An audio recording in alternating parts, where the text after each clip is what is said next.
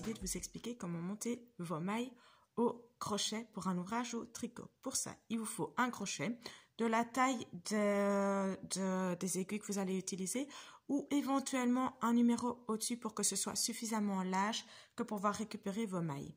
Et alors évidemment vos 2 aiguilles et votre pelote de laine.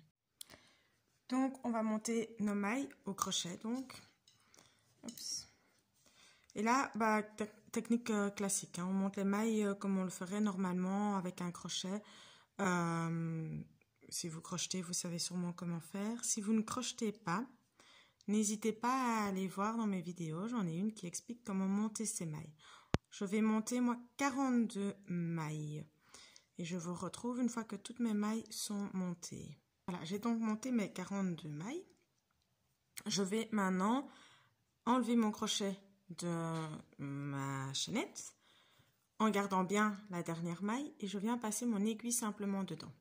Et là, je vais aller rechercher ces mailles pour pouvoir les remonter à nouveau sur mon aiguille.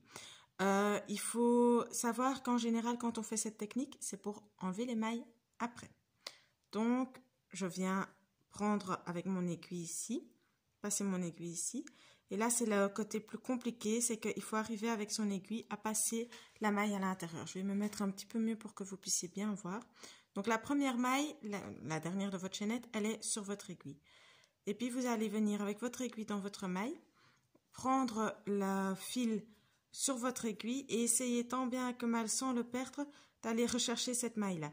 Alors, reprendre évidemment la toute première maille, ça n'a pas d'intérêt parce que ça vous fait simplement un tourbillon sur votre aiguille.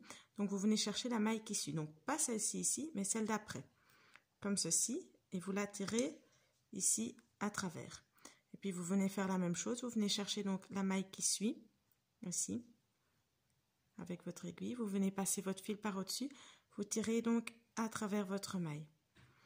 La maille qui suit. Donc, vous voyez, vos mailles, elles font toujours un petit cercle comme ceci. Vous venez simplement passer votre aiguille là à l'intérieur. Vous passez votre fil au-dessus et vous le tirez à travers. Alors, au début, c'est peut-être compliqué à faire. Il faut trouver la technique pour arriver à tirer vos mailles correctement à l'intérieur. Vous risquez peut-être d'en perdre aussi et de ne pas avoir le bon nombre de mailles à la fin. Moi, donc, je vais faire ça jusqu'à ce que j'aille mes 42 mailles sur mon aiguille. Si vous avez monté le bon nombre de mailles sur votre chaînette, normalement, vous ne devez pas avoir de souci à retrouver le nombre de mailles nécessaires.